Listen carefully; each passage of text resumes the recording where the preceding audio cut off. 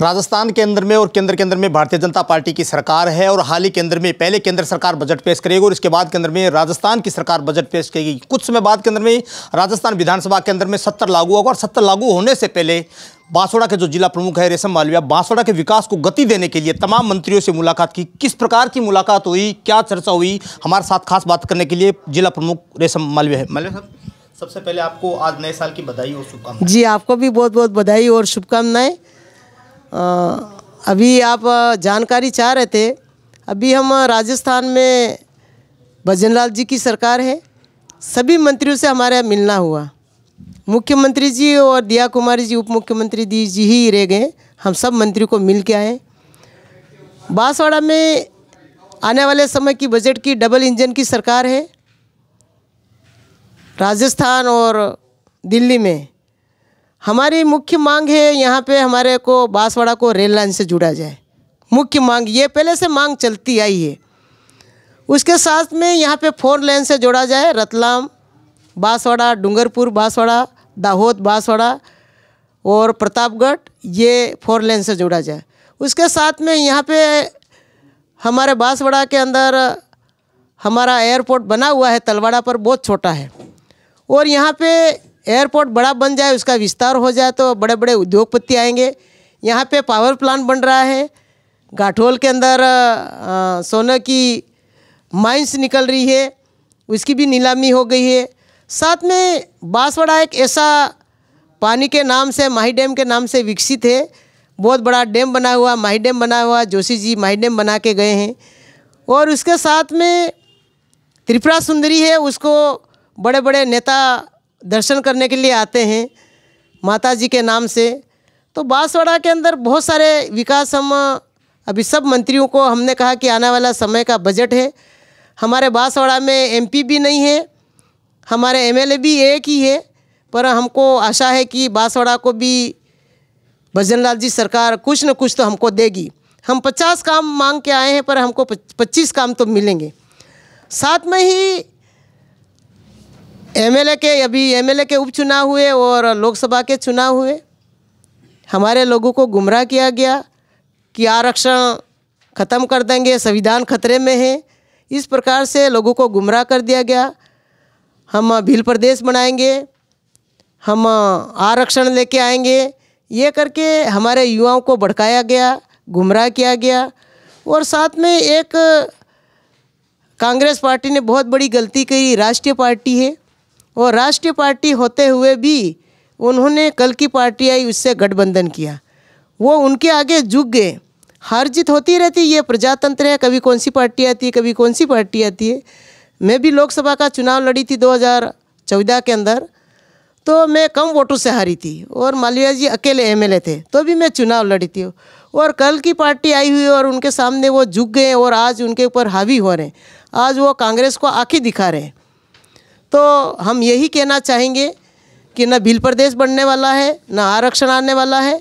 और अभी राजकुमार जी ने बात करी, कभी यहाँ मीटिंग करी कि पानी का आरक्षण, तो पानी का आरक्षण तो वो तो हमारे आज सबसे ज़्यादा पानी का उपयोग तो हमारे आदिवासी भाई ही करते हैं, खेती भी वही करते हैं, जंगल ज़मीन भी हमारी आदिवासी भाई की है। साहूकार को लोगों की बहुत कम ज़मीन है, वो पानी का बहुत कम उपयोग करते हैं।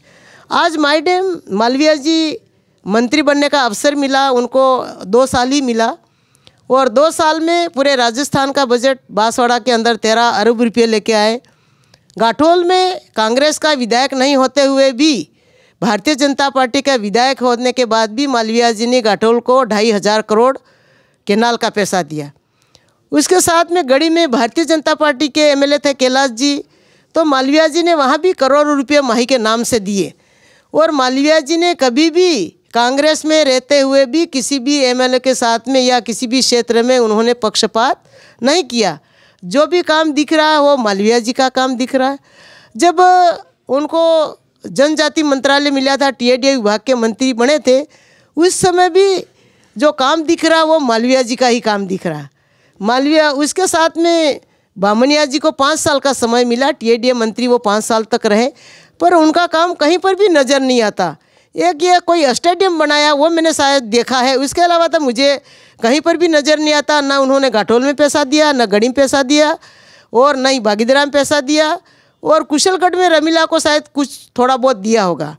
ये मैं बात कहना चाहूँगी। और साथ में ही आज भागीदारा विधानसभा में आप चुनाव करा लें, एमएलए के चुनाव आज चुनाव करा ले, तो मालविया साहब जब पहले 44,000 से जीते थे और 42,000 से जीता थे, वो रिकॉर्ड तोड़ के मालविया साहब एमएलए का चुनाव जीत सकते हैं। उन्होंने झूठ बोल के उन्होंने एमएलए बन गए, और एमएलए को 5 करोड़ रुपया आते। 5 करोड़ में क्या होता है?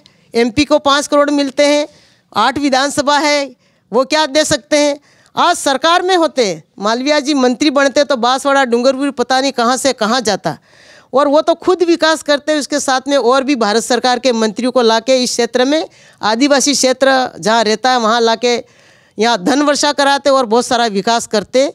यही हमारा कहना है, और हमको पूरी आशा है कि अब की बार मोदी साहब रेल भी बांसवाड़ा को देंगे। बड़े बड़े प्रोजेक्ट आ रहा है, आज पावर प्लांट भारत के अंदर 2nd नंबर का पावर प्लांट यहाँ पे बांसवाड़ा में बन रहा है, तो इसके अंदर भी हमारे देश के प्रधानमंत्री जी आएंगे और उसका उद्घाटन करेंगे। और मोदी साहब तो हमारे पड़ोस में रहने वाले, हम पड़ोसी हैं। गुजरात और वागड़ क्षेत्र मोदी जी का पुराना रिश्ता है, और भारतीय जनता पार्टी ये नहीं देखती है कि हमको वोट दिया ये नहीं दिया, सबका साथ सबका विकास, सबका साथ। आज लोगों को, गरीब लोगों को आवास मिल रहा है, लोगों को आज गेहूं मिल रही है, आज लोगों को पेंशन मिल रही है, जनता खुश है।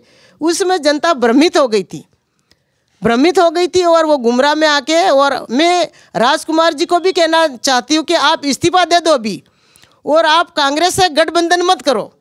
और इसके साथ में जेकी जो एमएलए उसको भी मैं कहना चाहती हूँ कि आज आप इस्तीफा दे दो और कांग्रेस से गठबंधन नहीं करके अकेले चुनाव लड़ लो, तो हम जाने कि आप एमपी और एमएलए बन गए, तब हम जानते हैं कि आप कैसे जनता का दिल जीत के ये बन सकते। वो तो कांग्रेस के वोट आपको मिले। और राजकुमार रोत वो 70,000 से जीता, और 6 महीने बाद में वो 43,000 पे आ गया, तो उनके वोट तो घटे ही है। कहाँ गया 70,000? कहाँ हुआ 23,000? 23,000 वोट कहाँ गया और 70,000 वोट कहाँ गए? तो और वहाँ उन्होंने कुछ भी काम नहीं किया, उनको लालच पड़ गई। जब कांग्रेस सरकार गिर रही थी और संकट में थी और उन्होंने समर्थन दिया तो उनके काम हुए, इसलिए उनकी लालच पड़ गई। अब कोई भी सरकार उनको, हमारे प्रधानमंत्री जी का, हमारे गृह मंत्री जी का, हमारे मुख्यमंत्री जी का जाके क्यों मिल रहे भाई? आप तो गालियाँ दे रहे हो कि भारतीय जनता पार्टी की सरकार अच्छी नहीं है, तो फिर आप नेताओं को क्यों मिल रहे? वो तो जिसकी सरकार है उसका ही काम होना है। लोगों को गुमराह किया। आप देख रहे हो सुबह से मेरे यहाँ मेला लगा हुआ है, यहाँ सब लोग आ रहे हैं, किसका कोई काम लेके, कोई किसी का कलेक्टर साहब का काम है, एसपी साहब का काम है। जो व्यक्ति काम करता आज उनके घरों में वहाँ कोई उनके पास में नहीं जा रहा और कुछ ला नहीं सकते। मालविया जी को मौका मिलता तो धन से, सरकार से धन खींच के लाके, सरकार से धन खींच के लाके इस क्षेत्र का विकास कराते। यही मैं कहना चाहती हूँ। तो ये थे मेरे साथ केंद्र में बांसवाड़ा के जिला प्रमुख रेशम मालविया। उनका दावा भी है और वो बांसवाड़ा डूंगरपुर सांसद को चेतावनी भी है कि अगर दम है तो अपना इस्तीफा दें और दोबारा से चुनाव कर ले। जनता किसके साथ है, जनता खुद फैसला कर दे। कैमरा पर्सन के साथ केंद्र में सच पे धड़क के लिए किशन सेन, बांसवाड़ा।